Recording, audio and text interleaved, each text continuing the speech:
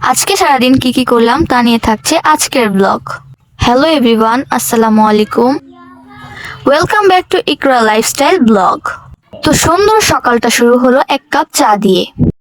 চাটা কিন্তু আমার হাতে বানানো, আর এটা হচ্ছে ক্যারামেল চা। এই তো আমি চাটা খাচ্ছিলাম আর খেতে খুবই মজা হয়েছিল চাটা। তোমরা যদি চায়ের রেসিপিটা চাও তাহলে কিন্তু কমেন্ট বক্সে জানাতে পারো, রেসিপিটা তোমাদের সাথে শেয়ার করার চেষ্টা করব আমি।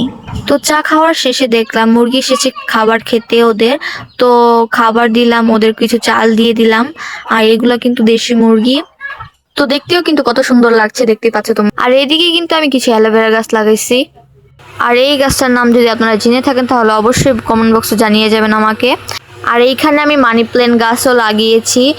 আমি মাটির মধ্যে লাগিয়েছি, অনেকে পানির মধ্যেও রাখে, ওখানেও ভালোই হয়। ঘরের মধ্যে মানি প্ল্যান্ট গাছ রাখলে কিন্তু ঘরটা অনেক সুন্দর লাগে দেখতে। আর এখানে কিন্তু আমরা ড্রাগন ফল খেয়ে বীজগুলো ফালিয়েছিলাম, দেখেন আর কত বড় হয়ে গিয়েছে গাছটা।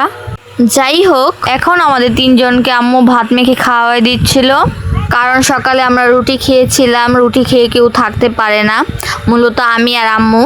তো তাই আর কি আমাদের তিনজনকেই ভাত খেয়ে খাওয়াই দিতেছিল আম্মু। আর সকালবেলা নাস্তায় ছিল রুটি, আলু ভাজি, আর কালকে গরু মাংস রান্না করেছিল সেইটা।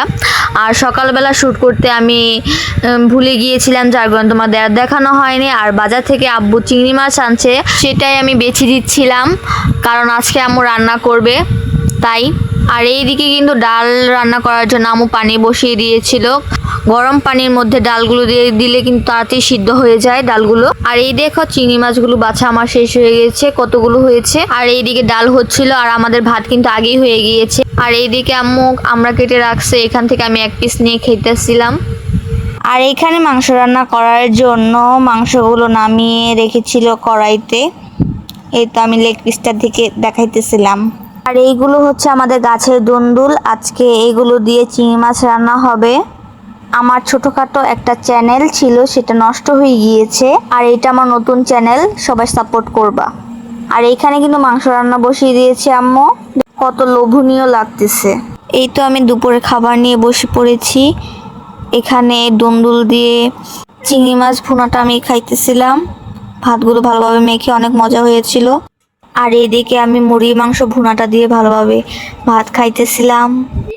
মাংস রান্নাটাও কিন্তু খুবই ভালো হয়েছে, খুবই সফট হয়েছে মাংসটা। আর বিকাল দিকে আমার পড়া ছিল, যার কারণে এখন আমি পরে বাসায় চলে যাচ্ছিলাম। আজকে ভাবছি বাসায় গিয়ে মোমো বানাবো, তাই মোমো বানানোর জন্য প্রসেসিং শুরু করে দিয়েছি।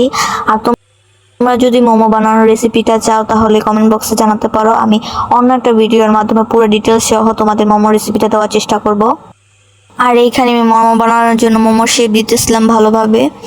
আমি একটা নর্মাল শেপ দিয়েছিলাম, যেটা সহজ হিসেবে পারবে। একটা কড়াইয়ের মধ্যে আমি সয়াবিন তেল গরম করে নিয়েছিলাম। এরকম করে মোমো সিদ্ধ করলে কিন্তু ভিতরে কাঁচা থাকে না এবং নিচে অনেক ক্রিস্পি হয়, মোমোর ভিতরে ভালোভাবে কুকড হয়। আর মোমো খেতে এভাবে অনেক মজা হয়।